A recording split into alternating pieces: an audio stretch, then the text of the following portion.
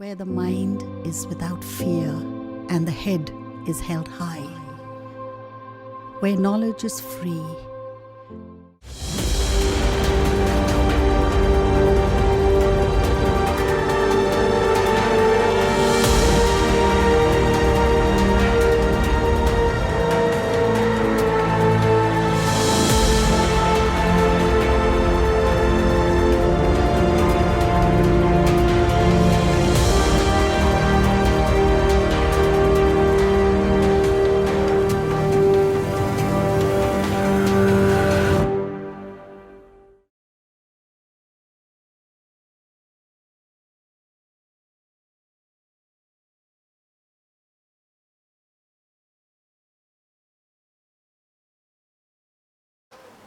নমস্কার।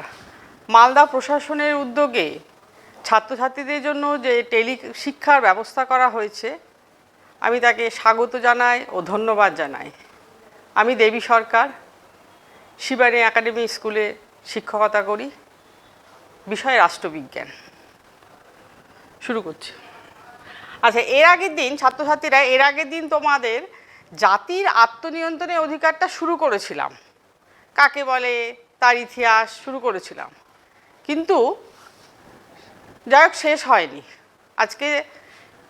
আগে কাকে বলে একটু শুরু করে নিই, তারপরে এর সপক্ষে বিপক্ষে যুক্তি দেখাবো। কাকে বলে জাতির আত্মনিয়ন্ত্রণের অধিকার? যখন কোনো আত্মসচেতন জাতীয় জনসমাজ নিজের একটা পৃথক সত্তা ও জাতীয় বৈশিষ্ট্য রক্ষা করার জন্য একটা নির্দিষ্ট রাষ্ট্রীয় কাঠামোর মধ্যে থেকে নিজের রাজনৈতিক ভাগ্যকে নিয়ন্ত্রণ করার দাবি জানায়, তখন তাকে জাতির আত্মনিয়ন্ত্রণের অধিকার বলা হয়।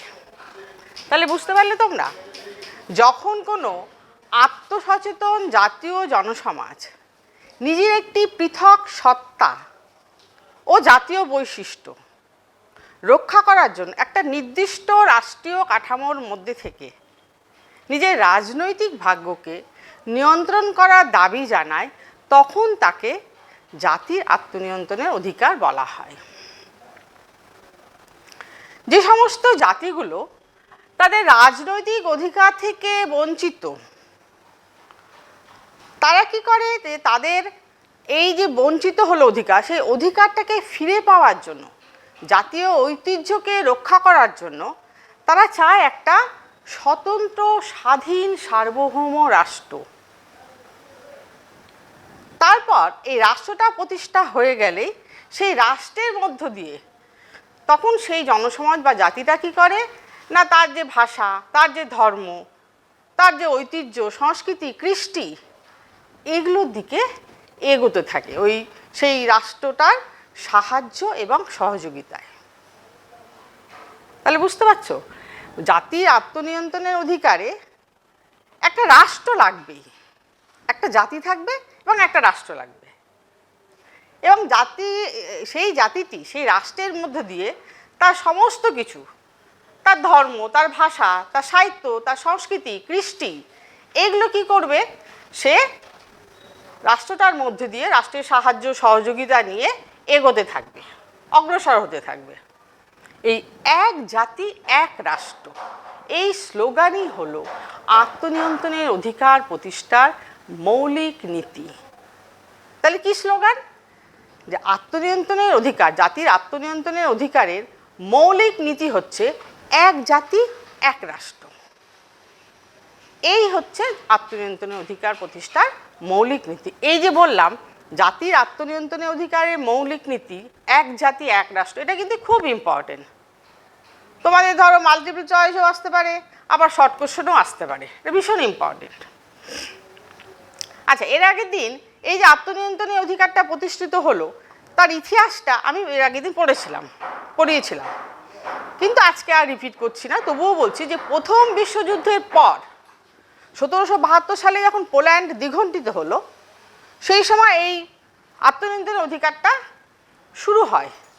কিন্তু প্রথম বিশ্বযুদ্ধের পর এই যে জাতির আত্মনিয়ন্ত্রণের অধিকার, এক জাতি এক রাষ্ট্র, এটা একটা গ্রহণযোগ্য আদর্শ বলে পরিচিতি লাভ করে। এবার দেখি এই যে জাতির আত্মনিয়ন্ত্রণের অধিকার, তার সপক্ষে কি কি যুক্তি আছে, বিপক্ষে কি কি যুক্তি আছে। সপক্ষে যুক্তির মধ্যে কি বলছে না, গণতন্ত্র সম্মত। এই যে প্রত্যেকটা জাতির জন্য যদি আলাদা আলাদা রাষ্ট্র হয়, একটা জাতির একটা রাষ্ট্র, তাহলে কি করবে জাতিটা, কি করবে না নিজেদের নির্বাচিত সরকার গঠন করবে, যেটা গণতন্ত্র সম্মত। যে গণতন্ত্রের সাফল্যের জন্য এটা তো দরকার, একটা নির্বাচিত সরকার দরকার গণতন্ত্রের সাফল্যের জন্য।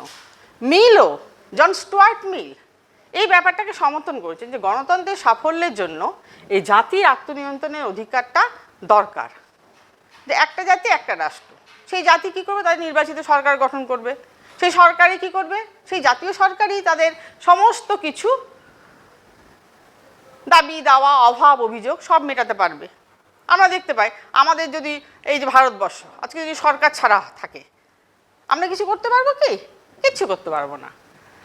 তো সেই জন্য বলা হচ্ছে যে এটা গণতন্ত্র সম্মত, যে প্রত্যেকটা জাতি যদি নিজস্ব একটা সরকার থাকে, সেই সরকারের মাধ্যমে কি করবে না জাতিটা এগোবে। কিন্তু বহুজাতিক রাষ্ট্রে কি হয় না, এই দুর্বল জাতিগুলো তারা এই সুযোগ পায় না, তারা সরকারও গঠন করতে পারে না, এই সুযোগও পায় না। তাহলে এক জাতি এক রাষ্ট্র ব্যাপারটা হচ্ছে গণতন্ত্র সম্মত, এবং জন স্টুয়ার্ট মিল বলেছেন যে গণতন্ত্রের সাফল্যের জন্য এই নীতিটাকে মেনে নেওয়া উচিত। 2 নম্বর কি বলছে না, জাতীয় গুণাবলী বিকাশে সহায়ক। জাতীয় গুণাবলী, যে প্রত্যেকটা জাতির নিজস্ব প্রতিভা, সংস্কৃতি, ঐতিহ্য আছে। প্রত্যেকটা জাতির নিজস্ব সংস্কৃতি আছে, ঐতিহ্য আছে, প্রতিভা আছে। এই যে নিজস্ব যদি সরকার থাকে, একটা জাতি একটা সরকার, এবার একটা যদি সরকার, নির্দিষ্ট সরকার যদি থাকে, তাহলে কি করবে, সেই জাতিটা তার ঐতিহ্য, প্রতিভা, সংস্কৃতিকে এগোতে পারবে। এবং বহুজাতি সম্মিলিত রাষ্ট্রে সেই জাতিগুলো, দুর্বল জাতিগুলো, তাই তো সরকার পাচ্ছে না, সরকার পাচ্ছে না। সুতরাং না পাওয়ার ফলে কী হচ্ছে, তারা দীর্ঘদিন ধরে অবহেলিত উপেক্ষিত হচ্ছে, এবং অবহেলিত উপেক্ষিত হওয়ার পর তারা কী হচ্ছে, এটা ভেতর ভেতর একটা তাদের দ্বন্দ্ব তৈরি হয়ে যাচ্ছে, এবং পারস্পরিক তারা বিবাদ বিসম্বাদে লিপ্ত হয়ে পড়ছে। কিন্তু এটা তো কাম্য নয়। তাই বলছে যে এই জাতির আত্মনিয়ন্ত্রণের অধিকারে জাতীয় গুণাবলী বিকাশের সহায়ক। জাতিগুলোর তাদের নিজস্ব সংস্কৃতি, ঐতিহ্য, প্রতিভা আছে, এবং সেই প্রতিভাকে সরকারের মাধ্যমে বিকশিত করতে সহায়ক হয়ে যাচ্ছে। তাহলে কি হচ্ছে, দ্বিতীয়ত সপক্ষে যুক্তি, জাতীয় গুণাবলী বিকাশে সহায়ক। 3 নম্বর কি বলছে, নৈতিকতার যুক্তি। অর্থাৎ ন্যায় নীতি বোধের দিক দিয়ে এই যে জাতির আত্মনিয়ন্ত্রণের অধিকার, এটাকে মেনে নেওয়া উচিত। কারণ একটা জাতি একটা রাষ্ট্র কি করবে না, রাষ্ট্র সেই জাতিটা রাষ্ট্র তৈরি করবে, এবং তাদের সেই রাষ্ট্রের মাধ্যমে তার যে ঐতিহ্য, তার যে গুণ, তার যে প্রতিভা সমস্ত বিকশিত করার সুযোগ পাবে, এটা একদম ঠিক। কিন্তু বহুজাতি বিশিষ্ট রাষ্ট্রে দুর্বল জাতিগুলো সেগুলো তো সুযোগ পাচ্ছে না। সুতরাং নৈতিকতার দিক দিয়েও সেটা মেনে নেওয়া যাচ্ছে না। এবং প্রত্যেকটা জাতি যদি তারা যদি নিজের সরকার পায়, সেটা যেমন তাদের কাছে কাম্য, বা সেই সরকারের মাধ্যমে তারা যেমন এগোতে পারবে, কিন্তু বার্ট্রান্ড রাসেল বলেছে এই বিষয়ে মন্তব্য করতে গিয়ে, যে কোনো জনসমাজকে যদি তার জাতীয় সরকার ছাড়া অন্য সরকারের অধীনে থাকতে হয়, যে পুরুষকে কোনো নারীর পছন্দ নেই, সেই পুরুষকে যদি কোনো নারীকে বিয়ে করতে বাধ্য করা হয় তার সমান। এটা কি বলেছে না, বার্ট্রান্ড রাসেল বলেছে। অর্থাৎ প্রত্যেকটা জাতিরই একটা নিজস্ব সরকার থাকা উচিত, যার মাধ্যমে, সেই সরকারের মাধ্যমে সেই জাতিটা এগোবে, উন্নতি করবে। হ্যাঁ, কিন্তু তাদের যদি সরকার না থাকে, অন্য সরকারের অধীনে থাকতে হয়, তাহলে কি না, এই বার্ট্রান্ড রাসেলের কথা যে তার সরকার ছাড়া অন্য সরকারের অধীনে থাকা কোনো পুরুষ মানুষকে, কোনো স্ত্রীলোকের যদি পছন্দ না হয়, অথচ তাকে বিয়ে করতে হলো, সেই একই ব্যাপার চলে আসছে। 4 নম্বর কি না, সভ্যতা বিকাশে সহায়ক। প্রতিটি জাতি যদি আলাদা আলাদা রাষ্ট্র থাকে, আলাদা আলাদা সরকার থাকে, তাহলে সেই জাতিটা কী করবে, সেই সরকারের মাধ্যমে তার সভ্যতা সংস্কৃতিকে এগিয়ে নিয়ে যাবে। এইভাবে বিশ্বের যদি সমস্ত জাতির যদি আলাদা আলাদা সরকার থাকে, তাহলে একটা কি হবে না, নিজেদের মধ্যে সুস্থ প্রতিযোগিতা গড়ে উঠবে, যেটা কাম্য। এবং সুস্থ প্রতিযোগিতার ফলে কী হবে, বিশ্বে একটা সভ্যতা সংস্কৃতির একটা সমন্বয় ঘটবে, একটা মানে সমৃদ্ধি ঘটবে। এবং সেই সমৃদ্ধিটা ঘটার ফলে কী হবে না, বিশ্ব চারিদিক থেকে একটা উন্নতি লাভ করবে। তাহলে কী হচ্ছে না, সভ্যতা বিকাশের সহায়ক। আচ্ছা, এবার আমি যেটা বলবো বিপক্ষে যুক্তি।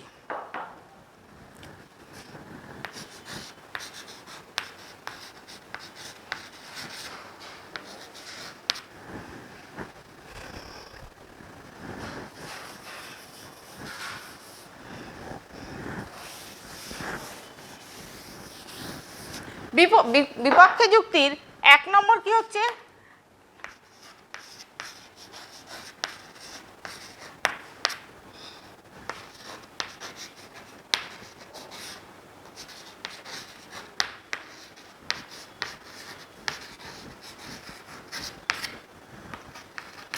জাতির অনগ্রসর হতে বাধ্য। লর্ড অ্যাক্টনের মতে একটা রাষ্ট্রে যদি অনেকগুলো জাতি থাকে তাহলে এটা অগ্রসর হবে, কিন্তু একটা রাষ্ট্রে একটা জাতি এটা অগ্রসর হবে না, অনগ্রসর হবে। কেন না, ধরো বহু জাতি আছে, বহু জাতির মধ্যে সব জাতি তো আর সব দিক দিয়ে পারদর্শী না, যারা ধরো দুর্বল। এই যন্ত্র সভ্যতার যুগে, এই যন্ত্র সভ্যতা দিন দিন তো উন্নতি ঘটছে, এই যন্ত্র সভ্যতার দিকে সেই যারা দুর্বল জাতি, যারা পিছিয়ে পড়া জাতি, তারা কি করবে না, যারা এগিয়ে আছে তাদের সাথে সাথে থাকতে থাকতে ওরাও সভ্য হয়ে উঠবে, ওরাও উন্নত হয়ে উঠবে, ওরাও পারদর্শী হয়ে উঠবে। এবং ক্ষুদ্র বৃহৎ প্রত্যেকটা জাতির মধ্যেই নিজস্ব কিছু গুণ থাকে, প্রত্যেকের মধ্যেই। রাম শ্যাম যদু মধু প্রত্যেকটা ব্যক্তির মধ্যে কিছু না কিছু গুণ তো থাকেই, কার মধ্যে এটা, কার মধ্যে ওটা, কার মধ্যে ওটা। সেই রকম প্রত্যেকটা একটা বহুজাতিক রাষ্ট্রে প্রত্যেকটা জাতির মধ্যেই কিছু না কিছু গুণ থাকে। এবং পাশাপাশি এটা পারস্পরিক ভাব বিনিময় আদান প্রদানের মধ্যে কি হবে না, তাদের মধ্যে পাশাপাশি আদান প্রদান হতে হতে আরও জাতিটা অগ্রসর হবে। সুতরাং বিপক্ষে যুক্তিতে লর্ড অ্যাক্টন বলেছে যে এক জাতি এক রাষ্ট্র, এটা জাতিটা অগ্রসর হবে না, জাতি অনগ্রসর হতে বাধ্য, বরঞ্চ বহুজাতিক রাষ্ট্রে জাতিটা অগ্রসর হবে।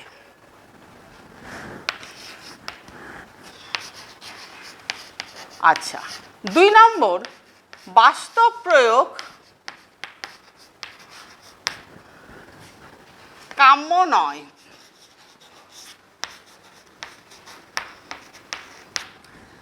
দুই নম্বর কি বলা হচ্ছে যে বাস্তব প্রয়োগ কাম্য নয়। এই যে এক জাতি এক রাষ্ট্র, জাতির আত্মনিয়ন্ত্রণের অধিকার, এটা বাস্তব প্রয়োগ কাম্য নয়। কাম্য হলেও সেটা প্রযোজ্য নয়। কেননা বহুজাতি সমন্বিত রাষ্ট্রে এই পাশাপাশি জাতিগুলো থাকতে থাকতে এটা এগোবে, কিন্তু একটা জাতি একটা রাষ্ট্র থাকলে কী হবে না, বহুজাতিতে কি হচ্ছে, পাশাপাশি অনেক রাষ্ট্র থাকার ফলে ক্ষুদ্র ক্ষুদ্র জাতিগুলোর মধ্যে কি করবে, তারা রাষ্ট্র গঠন করতে চাইবে। এবং একটা কি হবে না, প্রাকৃতিক সম্পদের একটা অসম বন্টন হবে, এবং একটা অর্থনৈতিক সংকট দেখা দেবে, প্রশাসনিক সংকট দেখা দেবে। এই নীতি কার্যকর হলে ব্রিটেন সুইজারল্যান্ডে অনেকগুলো রাষ্ট্র টুকরো টুকরো রাষ্ট্র হয়ে যেত, কিন্তু সেটা তো সম্ভব না। তাই বলছে যে এর বাস্তব প্রয়োগ কাম্য নয়, কাম্য হলেও সেটা প্রযোজ্য নয়। যে পাশাপাশি বহু রাষ্ট্র থাকলে সেই রাষ্ট্রগুলো কি হবে না, সম্পদের দিক দিয়ে একটা অসম বন্টন হয়ে যাবে, এবং অসম বন্টন হওয়ার ফলে কী হবে, একটা প্রাকৃতিক একটা গণ্ডগোল হবে, প্রশাসনিক সংকট দেখা দেবে। রাজনৈতিক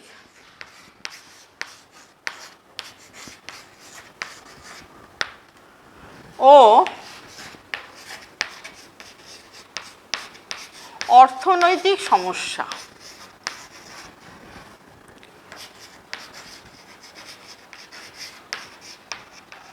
রাজনৈতিক ও অর্থনৈতিক সমস্যা। এই যে আত্মনিয়ন্ত্রণের অধিকার, এই নীতিটাকে যদি মেনে নেওয়া হয় তাহলে কিন্তু রাজনৈতিক ও অর্থনৈতিক সমস্যা দেখা দেবে। কেমন করে না, বহুজাতিক রাষ্ট্রে পাশাপাশি এই যে রাষ্ট্রগুলো থাকছে, সবাই তো রাষ্ট্র গঠন করতে চাইবে, কিন্তু সবার তো রাষ্ট্র গঠন করা সম্ভব না, সব রাষ্ট্র গঠন হলে সেটা কাম্য না।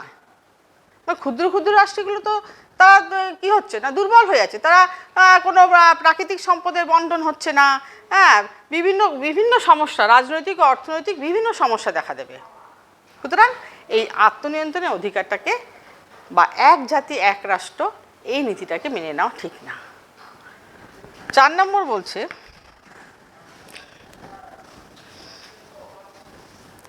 সাম্রাজ্যবাদের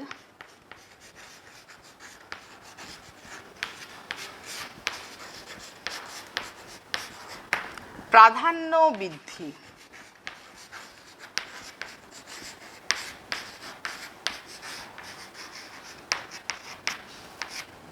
সাম্রাজ্যবাদের প্রাধান্য বৃদ্ধি। কিছু শক্তিশালী বহুজাতি রাষ্ট্র যদি পাশাপাশি যে দুর্বল রাষ্ট্রগুলো আছে তারা যদি কি করে, যে তারাও যদি বলে যে আমরাও রাষ্ট্র চাই, আমরা একটা নিজস্ব রাষ্ট্র চাই, নিজস্ব সরকার চাই, এইভাবে দেখা গেল একটা শক্তিশালী বহুজাতি সমন্বিত রাষ্ট্র ভেঙে টুকরো টুকরো হয়ে গেল, অর্থাৎ ক্ষুদ্র ক্ষুদ্র কতগুলো রাষ্ট্র হলো। এই যে আজকে ভারতবর্ষটার মধ্যে যে বহু জাতি আছে, এই প্রত্যেকটা জাতি যদি বলে আমার রাষ্ট্র চাই, আমার রাষ্ট্র চাই, আমার রাষ্ট্র চাই, তাহলে এটা কি সম্ভব? কখনোই সম্ভব না। এবং ক্ষুদ্র ক্ষুদ্র রাষ্ট্রগুলো কি হবে, জন্মলাভ করলে কি হবে, একটা শক্তিহীন রাষ্ট্র হয়ে যাবে। এই শক্তিহীন রাষ্ট্র কখনোই অর্থনৈতিক ও রাজনৈতিক দিক দিয়ে সক্রিয় হতে পারবে না বা আত্মনির্ভরশীল হতে পারবে না, তারা দুর্বল হয়ে থাকবে। এবং এই দুর্বল জাতির সার্বভৌমিকতা একটা মিথ্যা কল্পনা মাত্র। যে ক্ষুদ্র ক্ষুদ্র রাষ্ট্রগুলো হবে, সেগুলো যে দুর্বল হয়ে যাবে, সেই দুর্বল রাষ্ট্রগুলোর সার্বভৌমিকতা একটা মিথ্যা কল্পনা মাত্র। তো সুতরাং এক জাতি এক রাষ্ট্র অর্থাৎ আত্মনিয়ন্ত্রণের অধিকারটিকে মেনে না নেওয়াই শ্রেয়। তাহলে তোমাদের এই আত্মনিয়ন্ত্রণের অধিকারে কাকে বলে, সপক্ষে এবং বিপক্ষে যুক্তি দেখানো হলো। এবার যেটা পড়াবো সেটা হচ্ছে জাতীয়তাবাদ।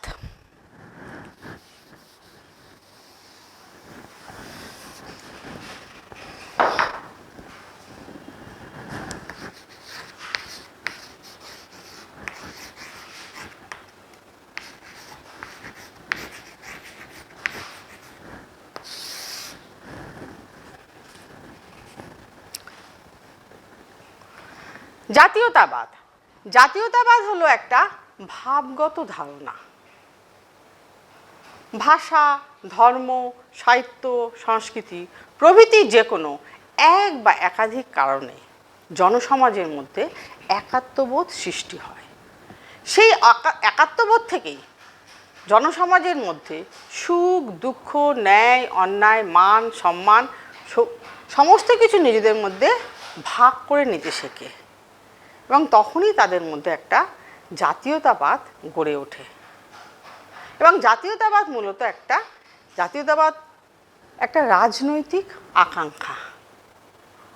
কোনো জনসমাজ যখন জাতিতে পরিণত হয়, সেই জাতীয়তাবাদ যে রূপ ধারণ করে সেটাকে বলা হয় জাতির রাজনৈতিক আকাঙ্ক্ষা। জাতির মধ্যে যখন একটা সাজাত্যবোধ সৃষ্টি হয়, তখনই সেই জাতিটা একটা রাষ্ট্র প্রতিষ্ঠার আকাঙ্ক্ষা প্রকাশ করে এবং সেটা বাস্তবে রূপায়িত হলেই কি হয় না, একটা জাতিভিত্তিক রাষ্ট্র।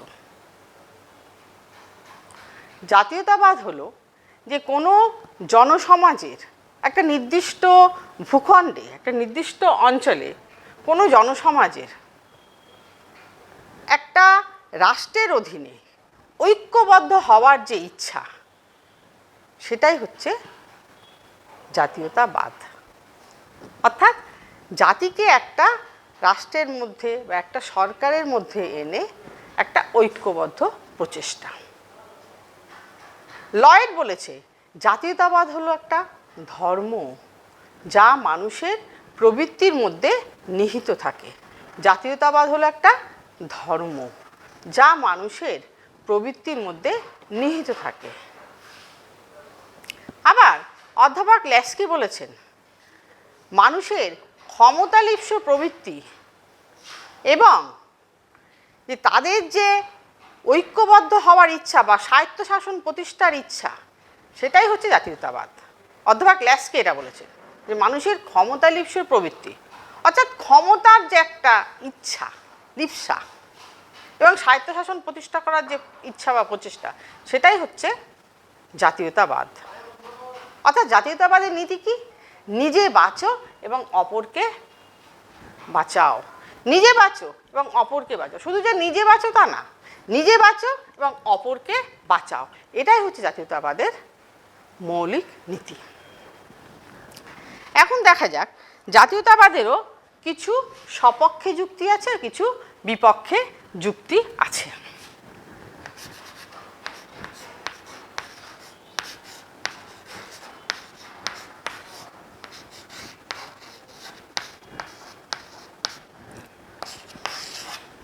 এক নম্বর কি?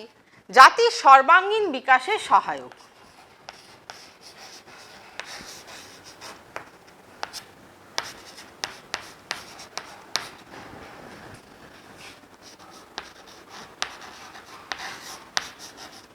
জাতির সর্বাঙ্গীন বিকাশের সহায়ক। অর্থাৎ এই যে জাতীয়তাবাদ, আদর্শ জাতীয়তাবাদ, এটা কি করে না জনসমাজের মধ্যে বা মানুষকে বা জাতিকে একটা দেশপ্রেম ও আত্মত্যাগে যেমন উদ্বুদ্ধ করে, সেই রকম প্রত্যেকটা জাতির যে বিভিন্ন দিকে যে উন্নতি,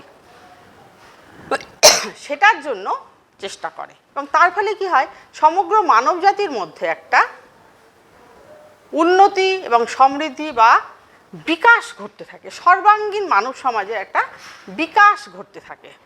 তাই সপক্ষে যুক্তি এক নম্বর কি বলছে? জাতির সর্বাঙ্গীন বিকাশে সহায়ক।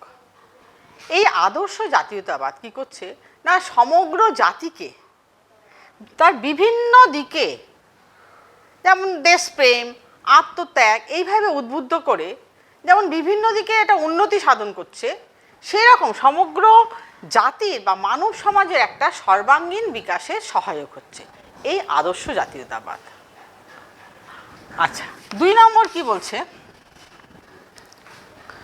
পরাধীন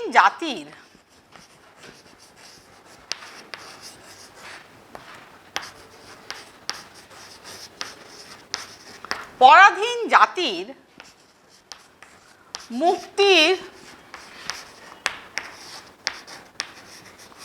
অগ্রদূত। পরাধীন জাতির মুক্তির অগ্রদূত। আদর্শ জাতীয়তাবাদ কি করে না পরাধীন জাতির কাছে একটা মুক্তির অগ্রদূত হিসেবে কাজ করে। পরাধীন জাতিগুলো কি করে না তারা তাদের শৃঙ্খলা থেকে বা মুক্ত হতে চায়, একটা বন্ধ শৃঙ্খলার আবদ্ধে যে জড়িত, সেই ওখান থেকে বেরিয়ে তারা একটা মুক্তি সংগ্রাম চায়।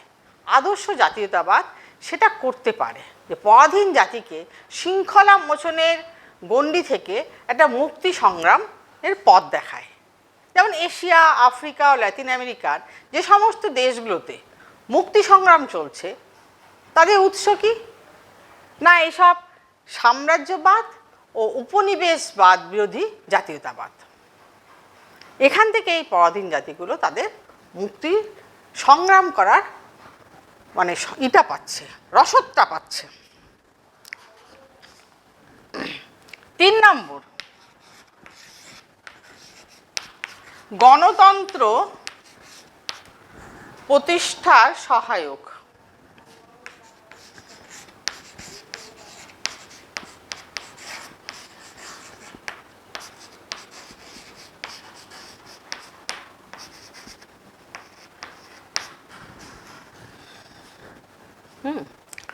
গণতন্ত্র প্রতিষ্ঠার সহায়ক। জাতির আদর্শ জাতীয়তাবাদ বা জাতীয়তাবাদ বা আদর্শ জাতীয়তাবাদ কি করে না, এই যে সাম্য, মৈত্রী, স্বাধীনতা, গণতন্ত্রের যে এই তিনটে মূল নীতি বা এই যে তিনটে মূল নীতির উপর ভিত্তি করে আজকে আমাদের যে গণতন্ত্র প্রতিষ্ঠা হয়েছে, সেই গণতন্ত্র প্রতিষ্ঠার সহায়ক হিসেবে এই আদর্শ জাতীয়তাবাদ একদম সহায়ক। যে প্রত্যেকটা জাতির মধ্যে একটা সাম্য, মৈত্রী, স্বাধীনতা এই ব্যাপারটাকে নিয়ে আসে আদর্শ জাতীয়তাবাদ। যে প্রত্যেকটা জাতির মধ্যে একটা মিলমিশ, হ্যাঁ, কীভাবে তাদের মধ্যে মৈত্রী থাকবে, হ্যাঁ, কীভাবে তারা স্বাধীনতা পাবে, এইগুলো সহায়ক হয়। 4 নম্বর কি বলছে,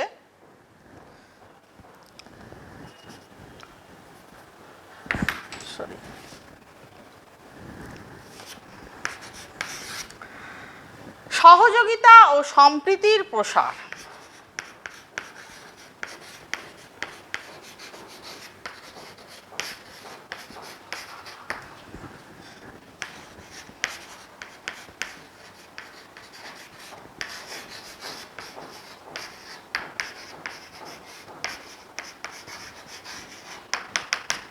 সহযোগিতা ও সম্প্রীতির প্রসার। আদর্শ জাতীয়তাবাদ কী করছে না, পাশাপাশি সমস্ত জাতিগুলোর মধ্যে এমন একটা সম্পর্ক রাখে যে তাদের মধ্যে হিংসা, দেশ, সংঘাত এইগুলো আর থাকে না। এইগুলো না থাকার ফলে কী হচ্ছে না, জাতিগুলোর মধ্যে একটা সহযোগিতা ও সম্প্রীতি বজায় থাকে। এবং সহযোগিতা আর সম্প্রীতি বজায় থাকার ফলে কী হচ্ছে না, তার এফেক্টটা একটা বিশ্বের ওপরও পড়ে। 5 নম্বর কি বলছে না, আভ্যন্তরীণ স্থায়িত্বের প্রতিষ্ঠা।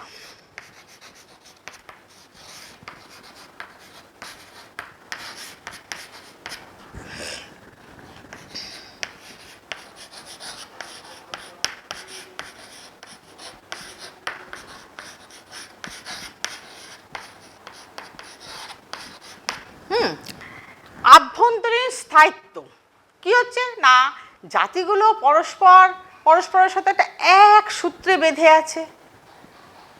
পাশাপাশি জাতিগুলো বেঁধে থাকার জন্য কি হচ্ছে না, একটা রাষ্ট্রের মধ্যে একটা আভ্যন্তরীণ বুনিয়াদ যেটা, সেটার ভিতটা খুব সুদৃঢ় হচ্ছে বা শক্ত হচ্ছে, বা রাষ্ট্রটার আভ্যন্তরীণ একটা স্থায়িত্ব প্রতিষ্ঠা হচ্ছে। এবং স্থায়িত্ব প্রতিষ্ঠা হওয়ার জন্য বা পাশাপাশি জাতিগুলো সব একসূত্রে থাকার জন্য কি হচ্ছে না, তাদেরও যে রাষ্ট্রটার যে সরকার আছে, যে রাষ্ট্রের যে কর্তৃত্ব, তার প্রতি একটা আকুণ্ঠ সমর্থন থাকছে। সেই দিক দিয়ে কোনো অসুবিধা নেই।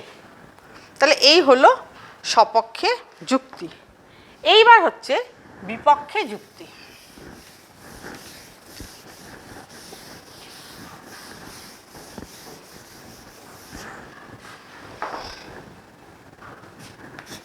বিপক্ষে যুক্তি।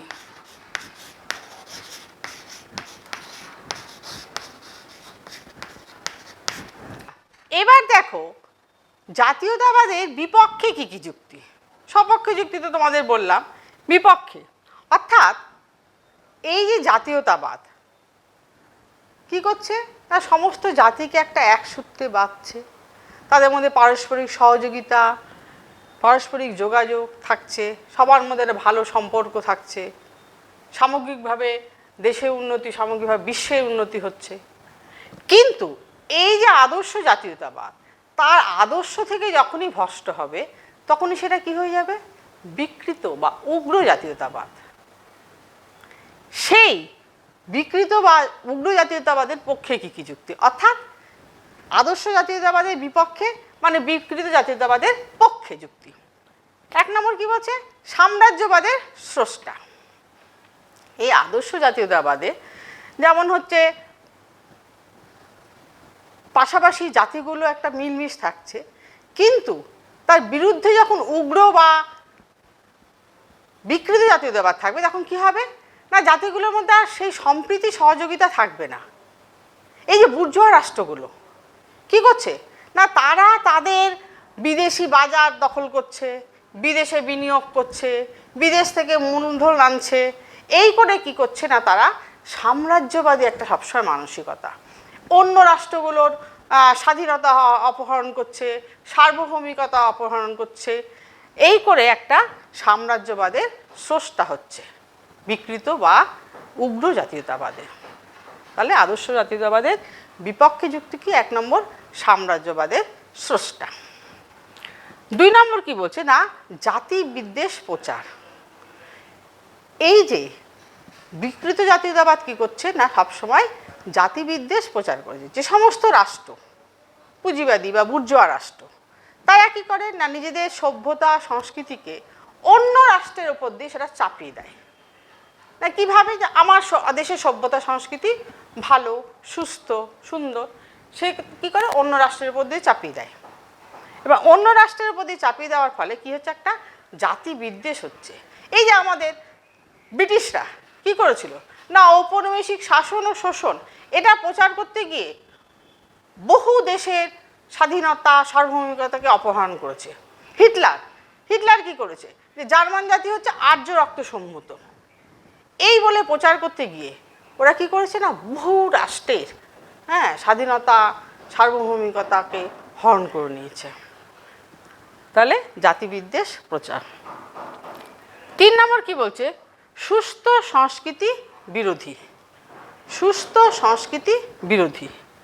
এই যে বিকৃত জাতীয়তাবাদ কি করছে না বিভিন্ন সংস্কৃতি সাহিত্য এগুলো কি করছে না ভাবছে যে আমার রাষ্ট্রের, আমার নিজের দেশের বা আমার রাষ্ট্রের সংস্কৃতি সাহিত্য সব হচ্ছে শ্রেষ্ঠ। সে তখন কি করছে না অন্যের ঘাড়ে সেটা চাপিয়ে দিচ্ছে। চাপিয়ে দেওয়ার ফলে কি হচ্ছে না একটা সংস্কৃতি একটা বিরোধী হয়ে যাচ্ছে, অর্থাৎ সুস্থ সংস্কৃতি হয়ে যাচ্ছে। মানে নিজেরা কি করছে? নিজেরা ধরো একটা সংকীর্ণ মানসিকতা বা একটা খুব ছোট মনের হয়ে তাদের সংস্কৃতি সাহিত্যকে এগিয়ে নিয়ে যাচ্ছে এবং সেটাকে কি করছে না অন্য রাষ্ট্রের উপর চাপাচ্ছে। তাহলে কি হচ্ছে? একটা যথার্থ সভ্যতা সংস্কৃতি হচ্ছে না, একটা বিকৃত হয়ে যাচ্ছে বা সুস্থ হচ্ছে না বা যথার্থ হচ্ছে না। 4 নম্বরে কি বলছে না গণতন্ত্র বিরোধী। এই যে বিকৃত জাতীয়তাবাদ বা উগ্র জাতীয়তাবাদ বা পুঁজিবাদের যে একটা পুঁজিবাদী বা বুর্জোয়া রাষ্ট্রগুলোর যে একটা আধিপত্য সেটাতে কি হচ্ছে না গণতন্ত্র বিরোধী। আচ্ছা, গণতন্ত্রের যে আদর্শ সাম্য মৈত্রী স্বাধীনতা এই বিকৃত জাতীয়তাবাদ এগুলোকে কি করছে না ধ্বংস করে দিচ্ছে, নিজেদের আধিপত্যকে কায়েম করছে বুর্জোয়া রাষ্ট্রগুলো, পুঁজিবাদী রাষ্ট্রগুলো। তারপরে কি বিশ্ব শান্তির পরিপন্থী। বিকৃত জাতীয়তাবাদ কি করছে না বিশ্ব শান্তির পরিপন্থী। তারা কি করছে? যে জাতীয়তাবাদী রাষ্ট্রগুলো কি করছে না তাদের যে ধ্যান ধারণা, তাদের যে আদর্শ সংস্কৃতি অন্য রাষ্ট্রের উপর দিয়ে চালাতে যাচ্ছে। তার ফলে কি হচ্ছে? একটা বিশ্ব শান্তি বিঘ্ন ঘটছে। যেমন এই জাতীয়তাবাদের যে অন্যতম স্রষ্টা মুসোলিনি কি বলতেন? যে স্ত্রীলোকের কাছে মাতৃত্ব যেমন স্বাভাবিক সেই রকম পুরুষের কাছে যুদ্ধও তেমনি স্বাভাবিক। অর্থাৎ বলছে যুদ্ধ করো, এটা তো স্বাভাবিক ঘটনা। স্ত্রীলোকেরা যেমন মাতৃত্ব কাম্য করে সেরকম পুরুষদের যুদ্ধ স্বাভাবিক, এটা মুসোলিনির কথা। আবার তিনি বলতেন যে আন্তর্জাতিক শান্তি এটা কাপুরুষের স্বপ্ন। সুতরাং আমাদের এই যে বিকৃত জাতীয়তাবাদ কি করছে না বিশ্ব শান্তি মানব সভ্যতা এগুলোর একটা বিঘ্ন ঘটাচ্ছে। সুতরাং আদর্শ জাতীয়তাবাদকে সবসময় শ্রেয় বলে মেনে নেওয়া উচিত। তাহলে এটা হলো বিপক্ষে যুক্তি। এইবার আমি পড়াবো তোমাদের আন্তর্জাতিকতা।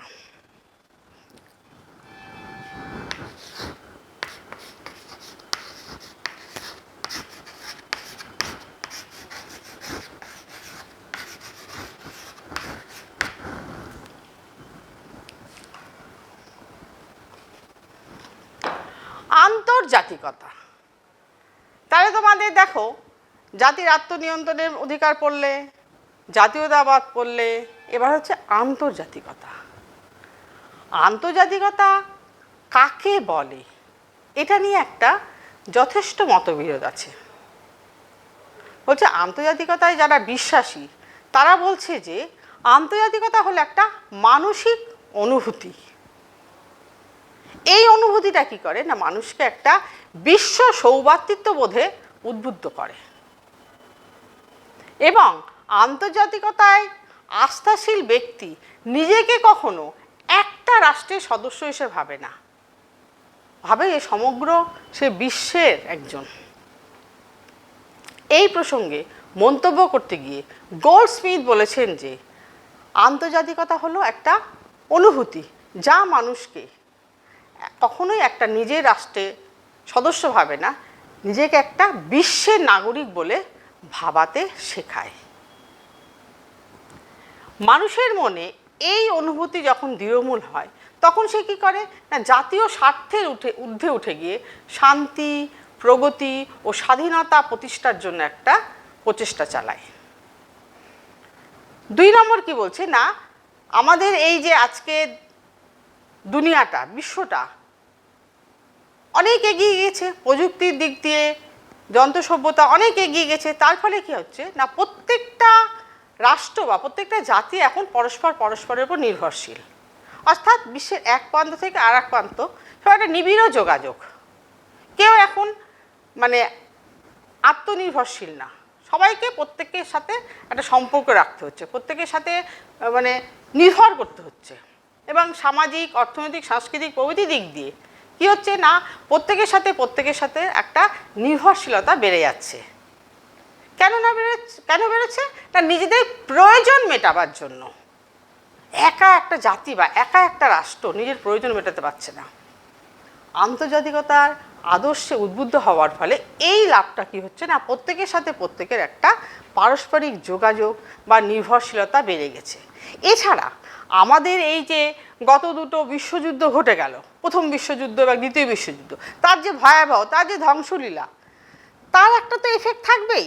এবং তার ফলে কি হচ্ছে না মানুষের মধ্যে, বিশ্বের মানুষের মধ্যে একটু হলেও ভয় ব্যাপারটা আছে এবং সবাই ওই জন্য একটা ঐক্যবদ্ধভাবে একসাথে মিলেমিশে থাকার চেষ্টা করছে। এবং এই যে আন্তর্জাতিকতা, এই যে 2টো বিশ্বযুদ্ধ ঘটে গেছে, প্রথম বিশ্বযুদ্ধ ও দ্বিতীয় বিশ্বযুদ্ধ, তার যে ভয়াবহতা, তার যে ধ্বংসলীলা, তার তো একটা এফেক্ট থাকবেই। এবং সেটার ফলে মানুষজন একটু হলেও ভয় পেয়েছে, সারা বিশ্বের লোক। এবং তার ফলে কি হচ্ছে না এই যে আন্তর্জাতিকতা সবাইকে এক সূত্রে বেঁধে রাখছে, মানে ঐক্যবদ্ধভাবে সবার মধ্যে একটা পারস্পরিক যোগাযোগ, নির্ভরশীলতা, হ্যাঁ, এক প্রান্তের সাথে আরেক প্রান্তের যোগাযোগ, সেটা সম্ভব হচ্ছে। আচ্ছা, এবার আমি দেখি একটু আন্তর্জাতিকতার গুরুত্ব।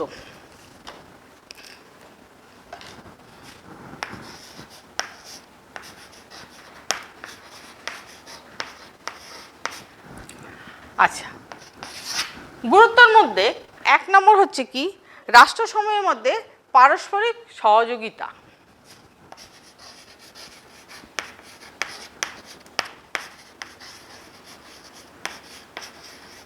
রাষ্ট্রসমূহের সাথে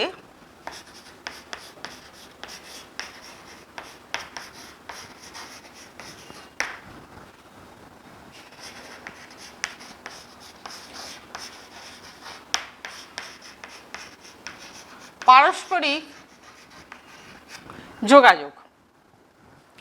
এই যে আন্তর্জাতিকতার যে মহান আদর্শ, সেই আদর্শে উদ্বুদ্ধ হয়ে প্রত্যেকটা রাষ্ট্রের সাথে, প্রত্যেকটা জাতির সাথে একটা সহযোগিতা, সম্প্রীতি থাকছে। বিশ্বের এক প্রান্তের সাথে আর এক প্রান্তের একটা নিবিড় যোগাযোগ। এই যোগাযোগের ফলে কি হচ্ছে না প্রত্যেকের উপর একটা নির্ভরশীল হয়ে পড়ছে। মানে একা কেউ আত্মনির্ভরশীল না, যে আমি একাই পারবো, কারোর সাথে যোগাযোগ করব না, কারোর সাথে যোগাযোগ রাখবো না, সেটা করলে কিন্তু হবে না। কারণ কখনোই নিজের প্রয়োজন একা মেটাতে পারবে না। তার ফলে কী হচ্ছে রাষ্ট্রসমূহের সাথে একটা ভালো যোগাযোগ আছে। কেমন করে না এই আন্তর্জাতিকতার ফলে।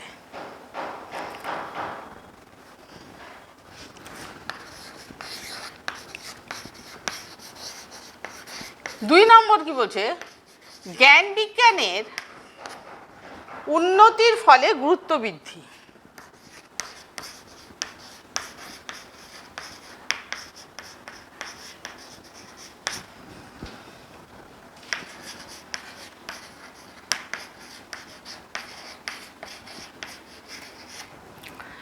জ্ঞান বিজ্ঞান এবং প্রযুক্তি বিজ্ঞানের উন্নতির ফলে আজকে কি হচ্ছে না, এই যে প্রত্যেকটা রাষ্ট্রের সাথে প্রত্যেকটা রাষ্ট্রের একটা অভাবনীয় যোগাযোগ, একটা অভাবনীয় পারস্পরিক যে একটা নির্ভরশীলতা, এক প্রান্তের সাথে আর এক প্রান্তের যোগাযোগ, সেটা আন্তর্জাতিকতার ফলেই সম্ভব হয়েছে।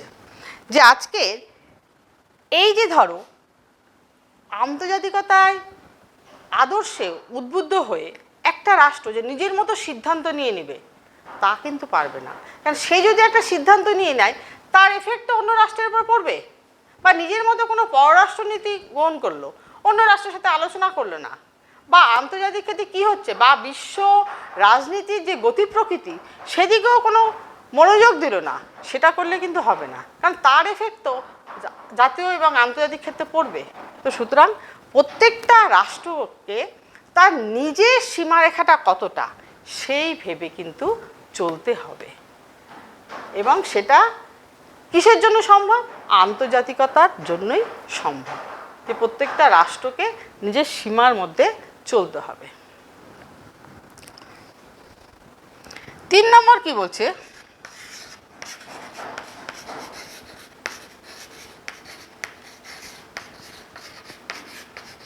মানব সভ্যতাকে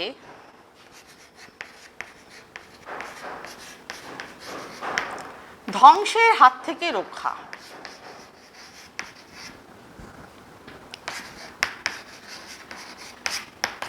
মানব সভ্যতাকে ধ্বংসের হাত থেকে রক্ষা করছে।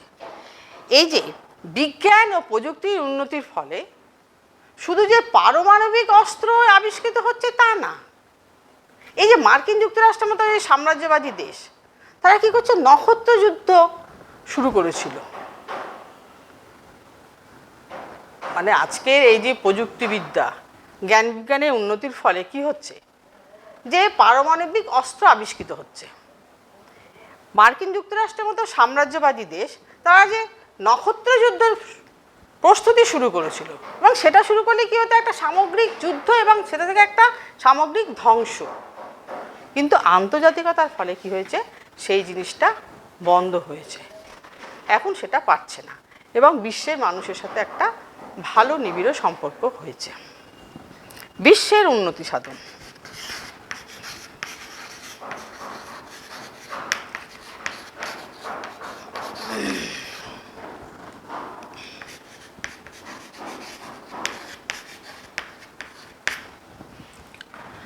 আন্তর্জাতিকতার ফলে কি হচ্ছে না, এই যে ধরো যুদ্ধ তো বন্ধ হয়ে গেল, যুদ্ধ নেই, অর্থাৎ সবার মধ্যে মিলমিশ, এর ওর উপর নির্ভর করছে যোগাযোগ, এ ওকে এটা দিচ্ছে, হ্যাঁ এ ওকে ওটা দিচ্ছে, এ ধরো প্রযুক্তি সাহায্য করছে, এ মূলধন দিচ্ছে, এ কাঁচামাল যোগান দিচ্ছে।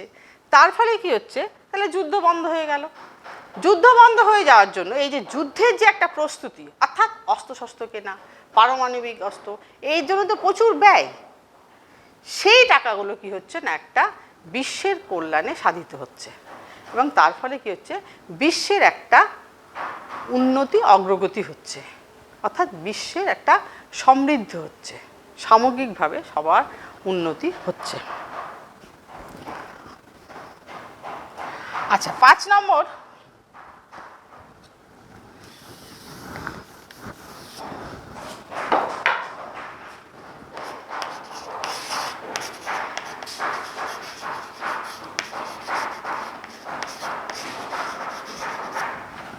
সাম্রাজ্যবাদ ও নয়া সাম্রাজ্যবাদের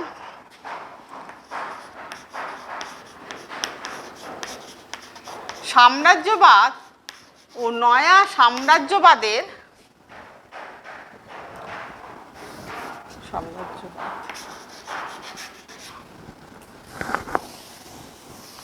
সাম্রাজ্যবাদ ও নয়া সাম্রাজ্যবাদ বিকাশের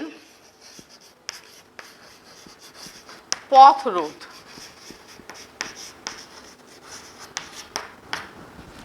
আন্তর্জাতিকতার ফলে কি হচ্ছে, যে প্রত্যেকটা রাষ্ট্র তার যে সার্বভৌমিকতা, তার যে স্বাধীনতা, সেটা রক্ষা করার চেষ্টা করছে, এবং এই আন্তর্জাতিকতায় বিশ্বাসী রাষ্ট্রগুলো কি করছে, অন্য রাষ্ট্রের সার্বভৌমিকতাকে ধ্বংস করার চেষ্টা করছে না। তার ফলে একটা বিশ্ব একটা মানবিকতা অর্থাৎ বিশ্বে একটা কল্যাণ সাধিত হচ্ছে এবং তার ফলে কি হচ্ছে, এই যে সাম্রাজ্যবাদ এবং নয়া সাম্রাজ্যবাদ তার যে বিকাশ, সেই বিকাশের পথটা বন্ধ হয়ে যাচ্ছে। কেন না, এই আন্তর্জাতিকতার জন্যই সেটা সম্ভব হয়েছে। যে ক্ষুদ্র বৃহৎ প্রত্যেকটা জাতি সমান ও সমমর্যাদা অধিকারী এবং সবাই চেষ্টা করছে তার স্বাধীনতা সার্বভৌমিকতাকে রক্ষা করার জন্য। আচ্ছা, তারপরে কি বলছে,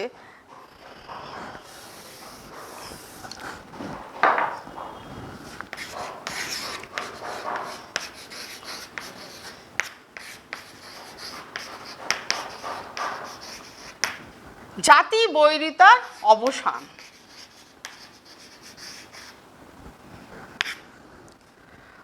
প্রলেতারীয় আন্তর্জাতিকতা অর্থাৎ শ্রমিক শ্রেণীর যে একটা আন্তর্জাতিকতা, প্রলেতারীয় আন্তর্জাতিকতা, বিশ্বে যে প্রলেতারীয় শ্রেণী তারা কি করছে না, সমগ্র বিশ্বে তারা তাদের আধিপত্য বিস্তারের চেষ্টা করছে এবং আধিপত্য বিস্তারের ফলে কি হচ্ছে, তারা একটা পৃথক জাতি হিসাবে প্রতিষ্ঠিত হয়ে যাচ্ছে এবং তার ফলে কি করছে, এই যে বুর্জোয়া জাতিগুলো তারা কি তাদের মধ্যে যে জাতি বৈরিতা, সেই জাতি বৈরিতার একটা অবসান ঘটছে এবং সেটা আন্তর্জাতিকতার ফলেই সম্ভব হচ্ছে। আচ্ছা, এবার দেখো এই চ্যাপ্টার থেকে তোমাদের অনেক পড়ালাম প্রচুর। এবার আমি কিছু শর্ট কোশ্চেন তোমাদের লিখে দিচ্ছি।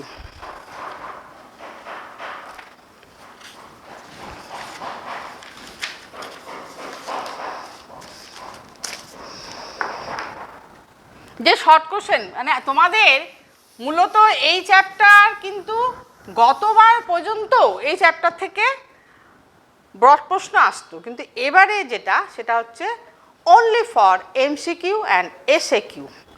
এবার আমি কয়েকটা এমসিকিউ তোমাদের দিচ্ছি।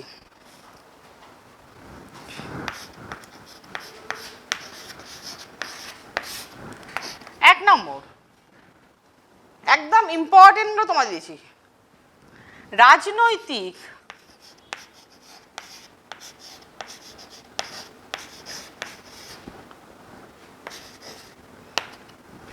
চেতনা সম্পন্ন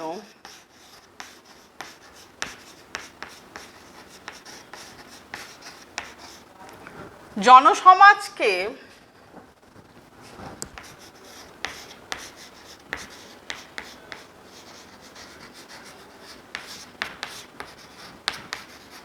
কি বলে? আমি কিন্তু এই চ্যাপ্টারে প্রথম দিন তোমাদের এগুলো আলোচনা করেছিলাম, জনসমাজ, জাতীয় জনসমাজ, জাতি, এগুলো আলোচনা করেছিলাম। এবার দেখো, রাজনৈতিক চেতনা সম্পন্ন জনসমাজকে কি বলে? কি বলে উত্তর? না, জাতীয় জনসমাজ। প্রত্যেকে খাতা বের করে লিখে নাও, এটা ভীষণ ইম্পর্টেন্ট। আমি যেই কয়েকটা লিখে দিব। 2 নম্বর, জাতীয় জনসমাজের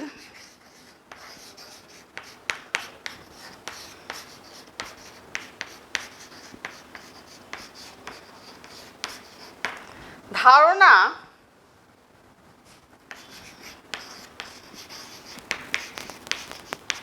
মূলত কিরূপ?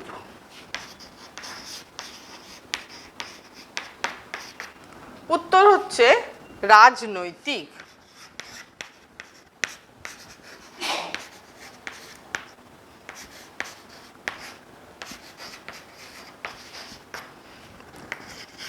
তিন নম্বর,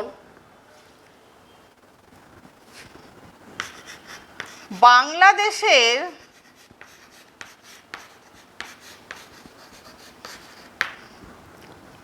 বাঙালিরা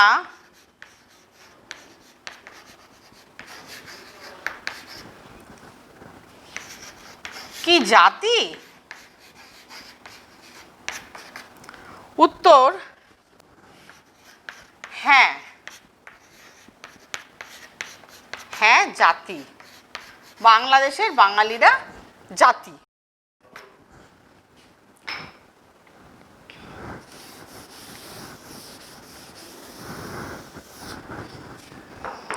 আচ্ছা, 4 নম্বর,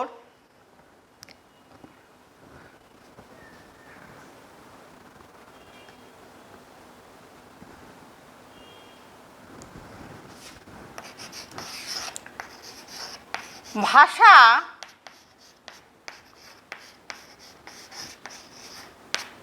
জাতি গঠনের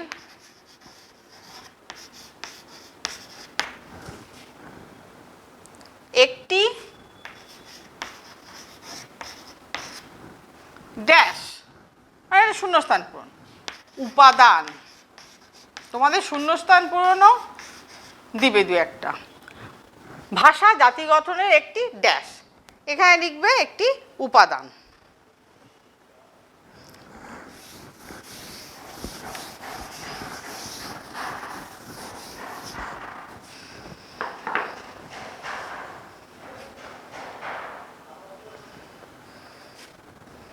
আচ্ছা, 5 নম্বর, জাতীয় জনসমাজ, মানে একই জিনিস তোমাদের দেখবে ঘুরিয়ে ফিরিয়ে দেবে, তাতে কি তোমরা কিন্তু বিভ্রান্ত হওয়ার চেষ্টা করবে, একদম বিভ্রান্ত হবে না। জাতীয় জনসমাজ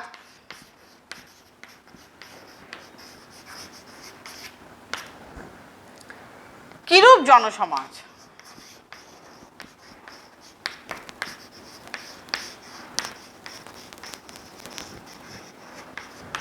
উত্তর হচ্ছে রাজনৈতিক, রাজনৈতিক চেতনা সম্পন্ন।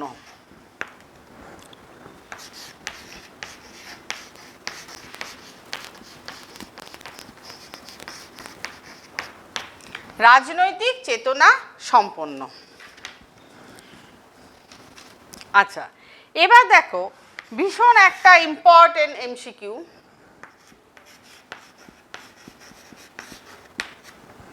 নেশান শব্দটি এসেছে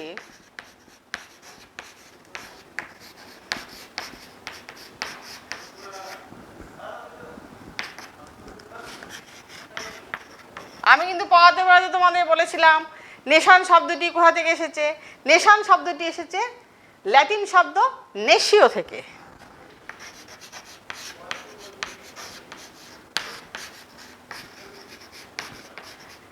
ল্যাটিন শব্দ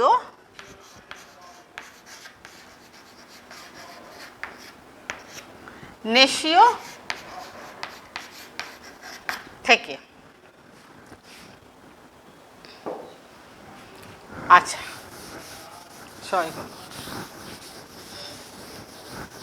7 নম্বর,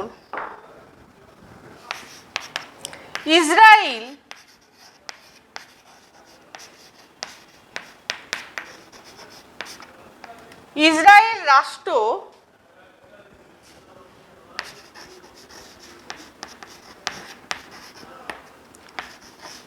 কত সালে গঠিত হয়?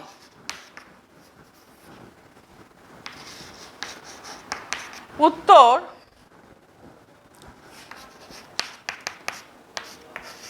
1948 সালে। তাহলে 1948 সালে ইসরায়েল রাষ্ট্র গঠিত হয়। প্রত্যেকটা তোমাদের জন্য ইম্পর্টেন্ট। আচ্ছা, ড্যাশ বা একটা শূন্যস্থান, প্রতিষ্ঠার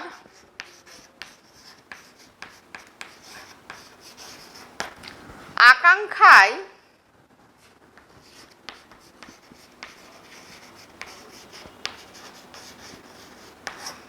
একটি জনসমাজকে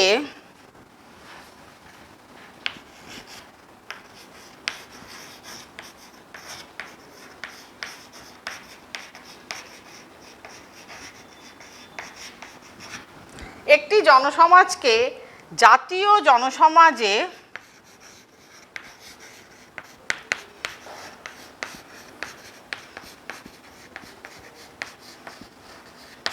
রূপান্তরিত করে।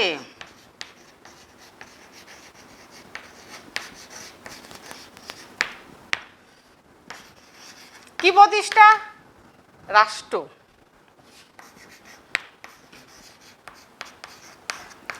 অর্থাৎ রাষ্ট্র প্রতিষ্ঠার আকাঙ্ক্ষায় একটি জনসমাজকে জাতীয় জনসমাজে রূপান্তরিত করে।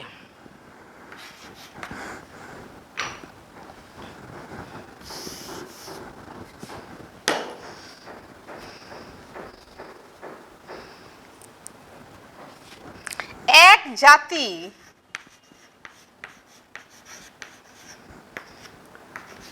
এক রাষ্ট্র এই নীতি এর নীতিকে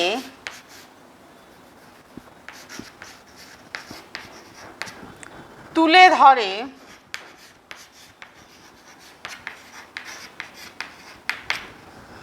কে না জাতির আত্মনিয়ন্ত্রণের অধিকার।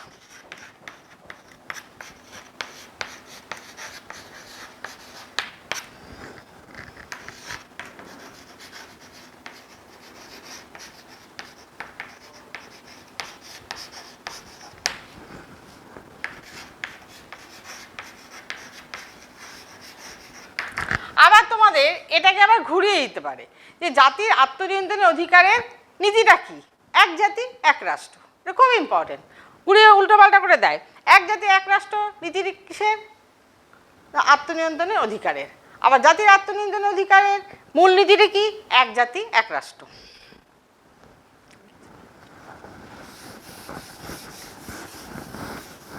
আচ্ছা, কতদূর হলো? 8 বুঝি হলো। আচ্ছা, এবার দেখো, এটা একটা খুব ইম্পর্টেন্ট, ভীষণ ইম্পর্টেন্ট। আত্মনিয়ন্ত্রণের অধিকার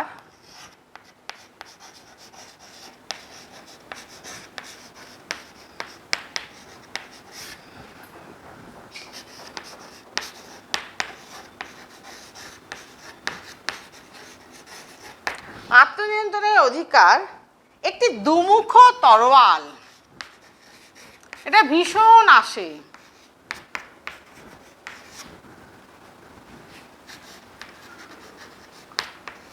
তরোয়াল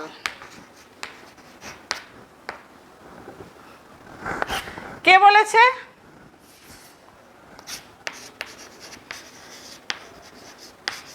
কে বলেছেন?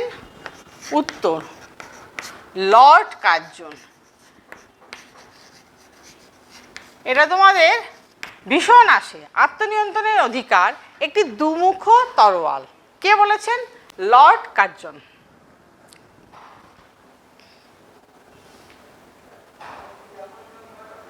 আচ্ছা, এবার আর একটা খুব ইম্পর্টেন্ট। আত্মনিয়ন্ত্রণের অধিকারের বিরুদ্ধে একটি যুক্তি দাও। আত্মনিয়ন্ত্রণের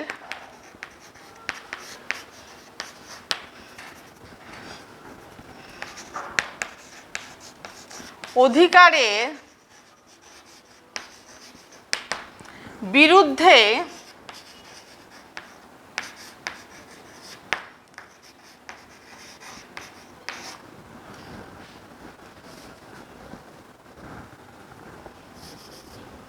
একটি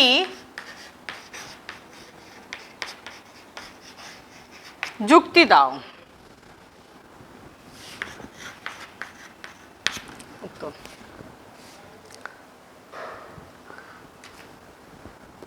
আত্মনিয়ন্ত্রণের অধিকার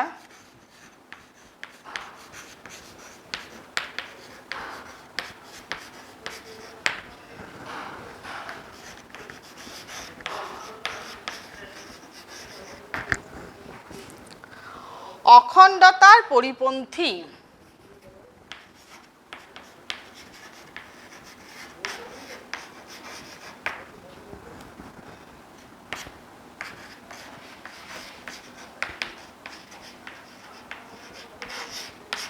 পরিপন্থী।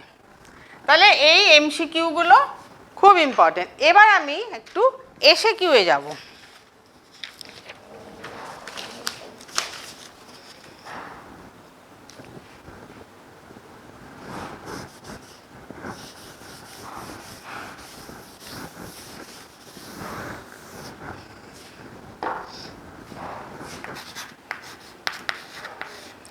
আমি এগুলো লিখে দিলাম এই কারণে যে এই চ্যাপ্টারটা তোমাদের কিন্তু মূলত এই বছর থেকেই হয়েছে এমসিকিউ এসিকিউ, এর আগের বছর পর্যন্ত কিন্তু ব্রড প্রশ্ন আসতো, কিন্তু এবার সেটা উঠিয়ে দিয়েছে। আচ্ছা, এসিকিউ এর প্রশ্নগুলো একটু তোমরা ভালো করে জেনে নাও, দেখে নাও। 1 নম্বর হচ্ছে জাতীয় জনসমাজ কখন গড়ে ওঠে? এটা উত্তর তোমাদের জানা, আমি আর বলছি না। জাতীয় জনসমাজ কখন গড়ে ওঠে? 2 নম্বর, জাতীয় জনসমাজ এবং জাতি এই দুটি শব্দের ব্যুৎপত্তিগত অর্থ কী? এগুলো কিন্তু আমি সব পড়াতে পড়িয়েছিলাম। জাতীয় জনসমাজ এবং জাতি এই দুটি শব্দের ব্যুৎপত্তিগত অর্থ কী? 3 নম্বর হচ্ছে ন্যাশনালিটি শব্দটির বাংলা অর্থ কী? ন্যাশনালিটি শব্দটির বাংলা অর্থ কী? পরের প্রশ্ন, কোন কোন উপাদান জনসমাজকে জাতীয় জনসমাজে রূপান্তরিত করে? কোন কোন জনসমাজকে জাতীয় জনসমাজে রূপান্তরিত করে?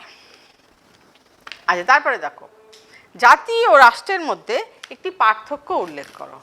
জাতি ও রাষ্ট্রের মধ্যে একটি পার্থক্য, তোমাদের যেহেতু 1 নম্বরের প্রশ্ন, ওই জন্য একটাই পার্থক্য চাইবে, একটাই দেবে, বেশি দেওয়ার দরকার নাই। আচ্ছা, জাতীয় জনসমাজের 2টি বাহ্যিক উপাদান লেখো। একটিও আসতে পারে বা দুটিও আসতে পারে, 2টি আসলে 2টি বলবে, একটি আসলে একটি বলবে।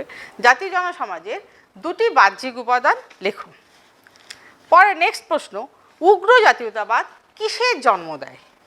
উগ্র জাতীয়তাবাদ কিসের জন্ম দেয়? এটা আজকে আমি পড়ালাম। আর তারপরে নেক্সট, আধুনিক রাষ্ট্র প্রধানত কী ধরনের রাষ্ট্র? আধুনিক রাষ্ট্র প্রধানত কী ধরনের রাষ্ট্র? আর তারপরে প্রশ্ন দেখো, জাতীয় জনসমাজ ও জাতির মধ্যে প্রধান পার্থক্য কী? জাতীয় জনসমাজ ও জাতির মধ্যে প্রধান পার্থক্য কী?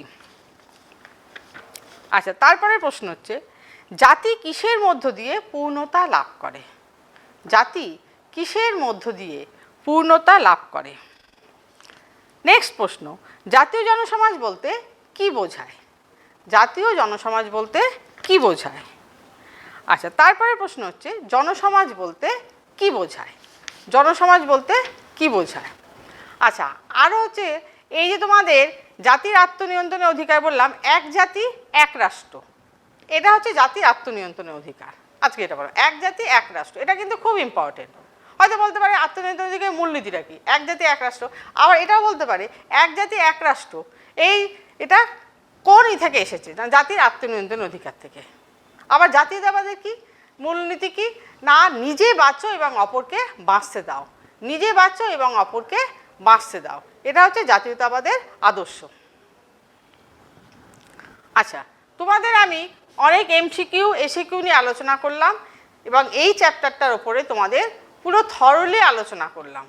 তোমরা ক্লাসগুলো ভালো করে লক্ষ্য করবে, তাতে দেখবে আমি সমস্ত কিছু কভার করে দিয়েছি তোমাদের।